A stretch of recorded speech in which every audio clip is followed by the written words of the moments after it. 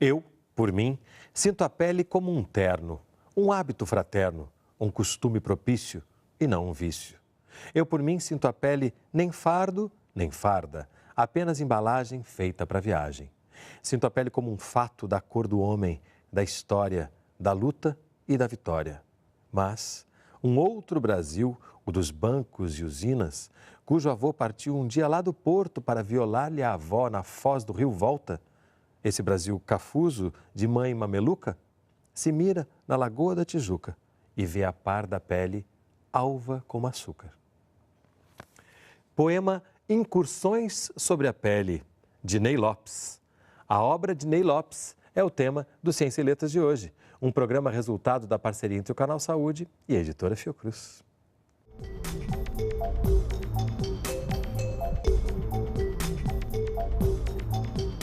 Conversa comigo no estúdio do Canal Saúde o poeta, escritor, cantor, compositor e estudioso da diáspora africana, Ney Lopes. Seja bem-vindo, Ney. Muito obrigado. Faltou alguma coisa? Talvez o bacharel em Direito e Ciências Sociais? O cantor é que eu acho que é um pouco excessivo. Cantor... Não, isso é excessivo. Mas eu ouvi. Eu sou intérprete das minhas próprias composições. Existe uma expressão que é muito usada no Cone Sul, de um modo geral, né, nos países hispânicos, que é cantautor. Cantautor. É aquele autor que ocasionalmente interpreta suas canções. Eu não sou um cantor, eu sou no máximo um cantautor. Mas sem dúvida é um poeta. E eu tenho aqui na mão Incursões sobre a Pele, que é um primeiro livro que depois, Sim. mais tarde, num outro livro chamado Poétnica, suas poesias vão ser aumentadas e compiladas, né? Sim. Como nasce esse poeta? A gente pode voltar na infância e entender que alguma coisa desse menino, Ney, já trazia esse poeta futuro? Pode sim. Bom, eu venho de uma tradição familiar que é mais da música. Família toda, todo mundo músico amador, ninguém se aventurou tanto quanto eu me aventurei, inclusive porque as condições da época da minha infância, minha juventude, eram completamente diferentes. Eu nasci em 1942. Havia um estigma ainda em cima das artes, né? Do exercício das artes no Brasil. Mas eu tive vontade muito cedo de, eu não sei como isso aconteceu, ainda nos primeiros anos do curso, o antigo curso ginasial, não sei como se chama hoje, com 13 anos de idade, a escrever poesia. E o que motivou foi naturalmente aquilo que motiva, acho que todo garoto, todo poeta, os primeiros amores, né? Quero me expressar, então vou escrever dessa forma. E aconteceu uma coisa interessante também com relação a essa poesia. Adolescente ainda, bastante primária, né? Eu numa família majoritariamente masculina, eu sendo o mais novo da família, exatamente o 13º de toda a prole, os meus irmãos olharam com estranheza, né? Essa minha delicadeza de fazer poesia por conta de um preconceito de gênero também, machismo da época. Não, peraí, o cara fazendo... Essa poesia, logo depois, ela se encaminhou também para a música, né? Tenho 4 razões para te lembrar. Primeira, teus olhos, mares imensos, pintados a lápis de cor, onde por 7 vezes me afoguei. Segunda, tua infância subtraída por mim subitamente do fundo de tua boca. Terceira, tua clara lucidez de garça, tua graça. Quarta, o nosso fim, que te colheu e a mim, como a surpresa de um atropelamento. Belíssima interpretação, melhor do que o próprio poema. Imagina, a gente já vê que esse amor segue, mas é um poeta que também está no conto. Claro. Aqui a gente tem o 20 Contos de um Trocado, que é uma delícia, né? Um deles está aqui nessa coletânea do Luiz Rufato, que é uma coletânea muito bonita, né? De vários autores sobre a questão de pele. E esse contista, como é que a gente pode imaginar esse autor? Eu te digo também uma coisa muito interessante. Eu tenho uma vivência muito grande e de muitos anos no ambiente do samba. eu entrei no samba, no ambiente do samba também contrariando a família. A família, embora afrodescendente, embora em condições econômicas e sociais bastante difíceis, né? Até por conta da formação dessa família. Eu sou filho de um casal do século XIX. Meu pai nasceu antes da abolição da escravatura e minha mãe nasceu no último ano do século XIX, foi em 1900, né? Então, não se desejava um filho dentro do ambiente de samba, dentro do ambiente das religiões de matriz africana, e eu fui me encontrar exatamente nesses ambientes, vamos dizer assim, proibidos. Transgredindo desde cedo. Transgredindo mesmo. E no ambiente do samba, eu vivenciei muita coisa interessante, mas muita mesmo, com 30 e tantos anos dentro desse ambiente. E a primeira manifestação de ficcionalizar alguma coisa nesse ambiente foi pelo lado grotesco, pelo lado humorístico, pelo lado mais, vamos dizer, humorístico mesmo, né? As coisas engraçadas que aconteciam e tal. Mesmo sendo trágicas? Não, aí é que vem a tragédia. Depois de eu ter escrito vários que eu chamava não de contos, né, mas de casos, né? Casos passados no ambiente do samba, todos muito engraçados e tal. Eu comecei a perceber que ficaria muito interessante e muito verdadeiro também se eu ficcionalizasse as tragédias que eu vivenciei também. E esse 20 contos é exatamente isso. Não é nem uma metáfora, isso é uma fotografia do universo afro-brasileiro até hoje, né? Como a gente disse na própria introdução ali da Enciclopédia da Diáspora Africana, né? A questão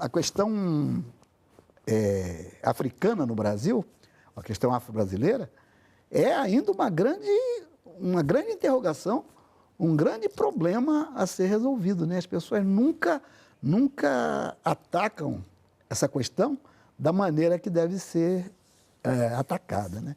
Jogam o problema para debaixo do tapete, glamorizam uma certa miscigenação, entre aspas, uma mestiçagem que eu não conheço assim como efetiva, essa mestiçagem na sociedade brasileira de que tanto se fala, porque os papéis são muito bem definidos. Você não encontra Você pega os setores de poder, né? Você pega os setores de poder, quem manda efetivamente nesse país, você raramente vê um afrodescendente. E quando vê, em muitos casos, até se disfarçam, né? Quando isso, no início do século XX, na passagem do XIX para o XX, não era tão incomum assim, não. Você via pessoas proeminentes, portadores dessa ancestralidade, né?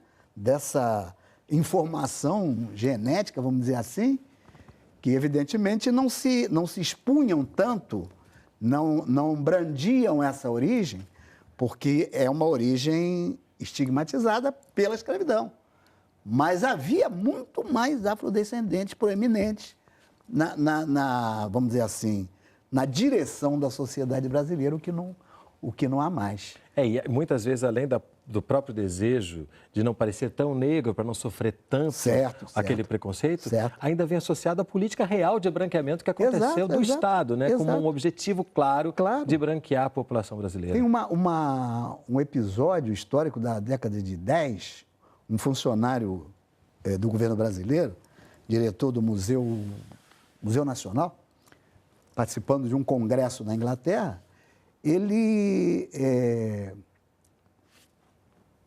fez um discurso em que ele previa muito, de uma maneira muito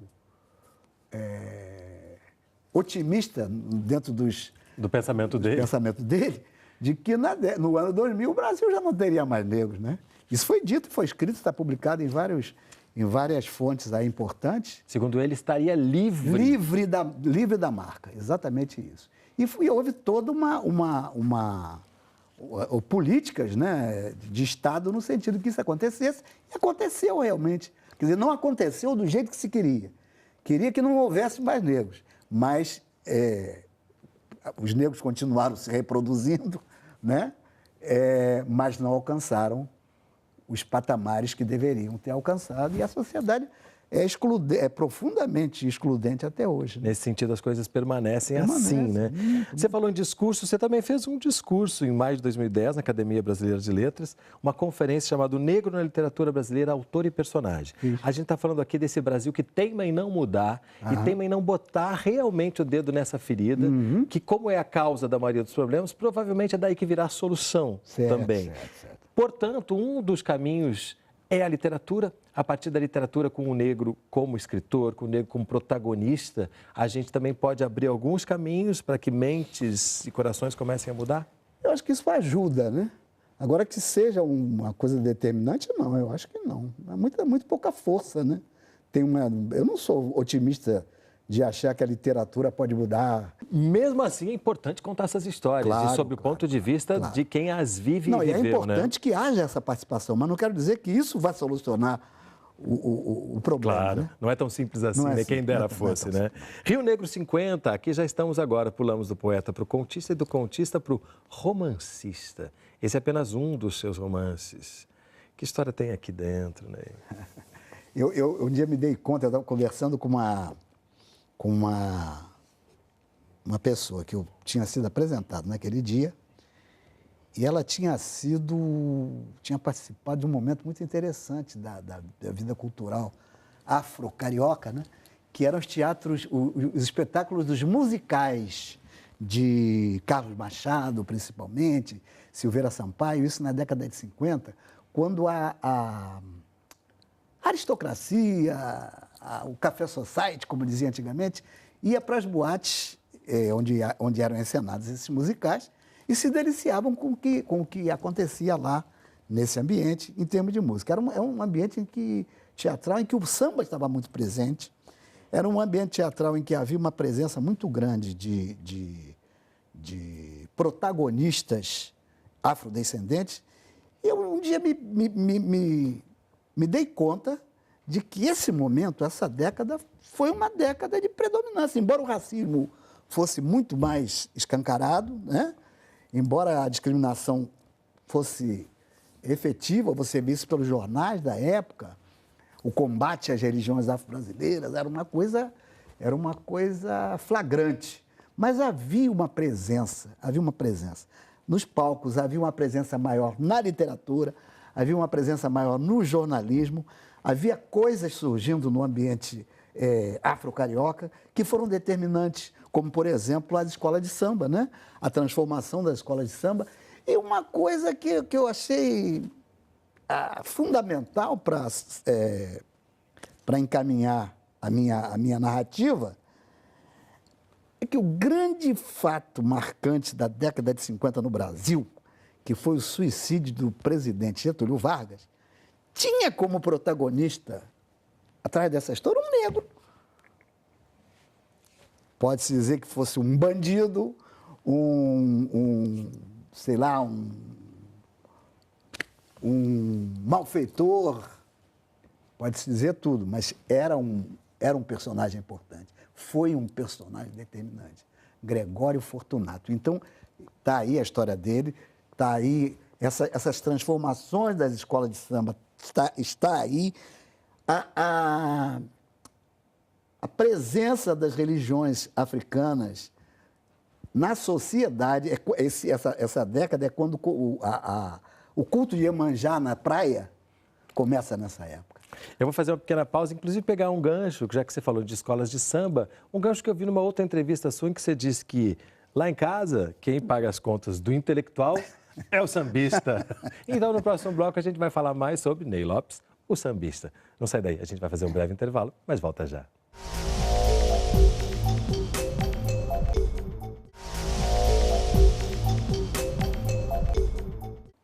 Ciência e Letras está de volta conversando sobre a obra de Ney Lopes, Comigo, no estúdio do Canal Saúde, o escritor, poeta, compositor Ney Lopes. Abri esse bloco com O Racismo Explicado aos Meus Filhos, que junto com o romance Rio Negro 50, também temos Mandingas da Mulata Velha na Cidade Nova, A Lua Triste Descamba, Esta Árvore que Supomos, que são outros romances seus. Mas aqui você se debruça na questão do racismo explicado para as crianças. Como é que é isso? Porque a gente falou aqui da dificuldade do Brasil se transformar. Perfeito. E se vai se transformar é pelas novas gerações e pela educação. Esse livro pertence a uma coleção que eu acho que a inspiração veio da França. A editora no Brasil seguiu o caminho da editora francesa, explicando questões complexas de um ponto com uma linguagem, com uma abordagem simplificada para o público infanto-juvenil, de um modo geral. E eu fui escolhido para escrever sobre esse tema. Tem pessoas importantíssimas na coleção. O acadêmico Alberto da Costa Silva escreveu sobre a África explicada aos meus filhos. Já esteve aqui conosco também, que ele é um Tenho uma luxo. admiração muito grande por ele, gosto demais dele. A professora Isabel Lustosa escreveu a história do Brasil explicada aos meus filhos e coube a mim escrever sobre o racismo. Eu gosto muito desse livro. Eu acho que eu encontrei uma forma interessante para contar a história. Eu criei um núcleo familiar em que o pai é um negro, a mãe é judia e tem um casal de filhos. E a discussão sobre as várias formas de racismo, os vários segmentos, né, etnorraciais que são atingidos, discriminados nas diversas situações. Falo dos ciganos, que é um segmento também bastante estigmatizado, né? Discriminado e tal. Várias situações. Então, eu procuro contar isso de uma maneira de acordo com a minha vivência, né? E com diálogos. Eu acho que o livro é bastante suave e tal. E a história quer dizer, o resultado, para mim, foi um resultado satisfatório. Quero pegar justamente a palavra vivência, que você acabou de falar, porque agora falando de samba, também você fala da história, dicionário da história social do samba. E me parece, entrando em contato com a sua obra, que essas coisas todas elas estão sempre dialogando. Exatamente. Tanto nas suas letras, Exatamente. quanto nos seus contos, nas suas poesias, nos seus romances, nos seus dicionários. A questão do negro está sempre lá, mas existe aí agora no samba uma coisa que aí sim chega mais longe, né? Já que a literatura não chega tanto. Eu acho que sim. O samba o samba no sentido... Há uma dificuldade muito grande também para se conhecer o que é o samba. Nem as próprias obras de referência tiveram profundidade para chegar ao que, na verdade, é o samba. O samba não é só uma dança, não é só um tipo de música, não é só um gênero musical, é uma cultura. O samba é um universo cultural. Isso é que eu faço questão de frisar. E quando as pessoas colocam o samba como assim, uma música meramente carnavalesca, uma coisa episódica, uma coisa sazonal, né? Num gueto espaço-temporal. Não, o samba só pode ser em fevereiro na Avenida Marquês de Sapucaí. Não, nada disso. Isso é uma coisa muito ampla, que existe em todos os momentos da vida daqueles que são ligados a esse universo. E eu tenho a felicidade de ter ingressado nesse universo, não exatamente nascido dentro dele, mas ingressado, né? A gente já falou aqui das dificuldades que a minha família tinha para me admitir nesse universo, mas as coisas aconteceram de uma maneira tão mágica comigo com relação ao samba, que eu tenho a impressão que... Não tenho a impressão, não. Foi certamente uma predestinação. Eu fui na minha casa, na minha família, uma família de 13 filhos, sendo 11 homens e 2 mulheres, que foram criados e tal, irmão mais velho com idade para ser meu pai, né? E meu pai e minha mãe, quando nasci, minha mãe tinha 42 anos e meu pai tinha 56. Então, você observa que é uma distância muito grande, né? E fazendo todo aquele esforço familiar para que eu ultrapassasse barreiras que os outros irmãos não ultrapassaram. A primeira dessa foi entrar no chamado curso ginasial. Ninguém tinha ultrapassado o curso primário. E chegar depois à universidade. Essa era uma vitória assim, que minha família brandia. Conseguimos e tal, fazia com que um de nós chegasse lá. Mas tudo que me era... não era proibido, procuravam me afastar. Foi nesses ambientes que eu construí toda a minha vivência. O samba, porque aconteceu o seguinte, assim que eu entrei na escola, curso ginasial, era uma escola profissionalizante, tinha um internato e um semi-internato. Eu fiquei no semi-internato, mas convivendo direto com os internos, e era ensino em horário integral, então eu passava o dia inteiro meu dentro da escola.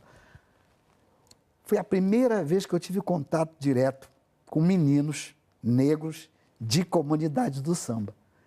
E eu naturalmente, acho que eu sempre soube dançar, sempre soube batucar, sempre soube tocar. E a gente formou um grupo dentro da escola, nos 4 anos de curso ginasial, em que nós éramos os caras do samba. Inclusive, éramos até discriminados por isso. Recebi punição na escola, porque fui flagrado um dia sambando no intervalo de atividades, e com essa rapaziada. E foi daí que veio a minha ligação. Eu morava num subúrbio carioca chamado Irajá, que tem proximidade com o universo do samba, é do universo do samba.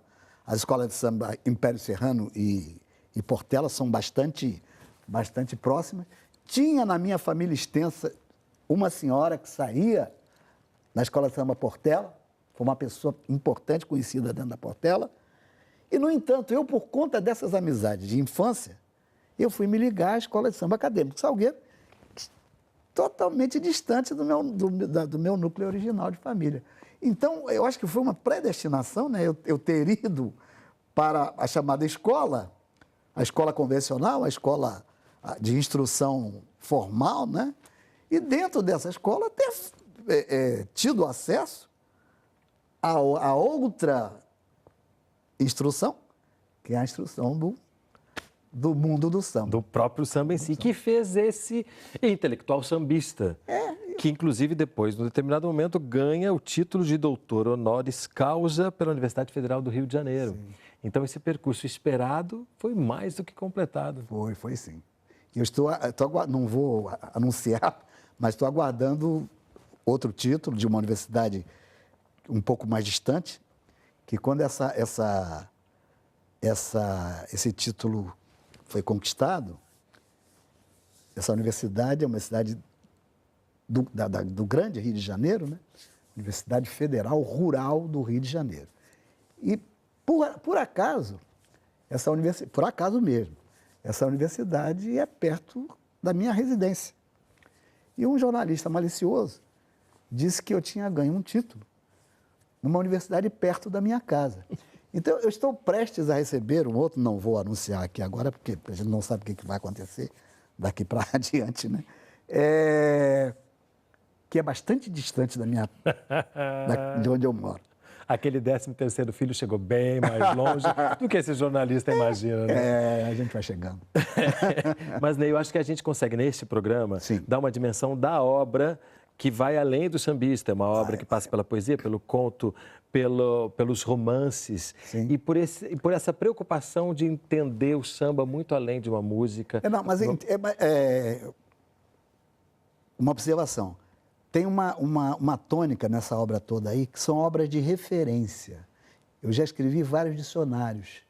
E não é com o objetivo de ser o bam-bam-bam.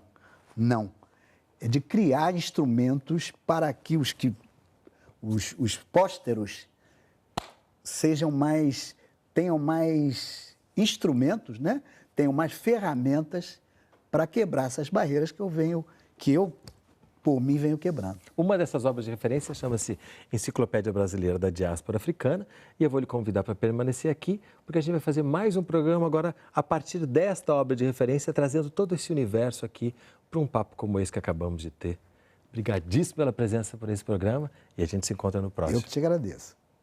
O programa Ciências e Letras é resultado de uma parceria entre o Canal Saúde e a Editora Fiocruz. Se você quiser entrar em contato conosco, mandar sua crítica ou sugestão de leitura, nosso endereço eletrônico é canalsaude.fiocruz.br ou então acesse a nossa página no Facebook. A gente se vê no próximo programa. Até lá!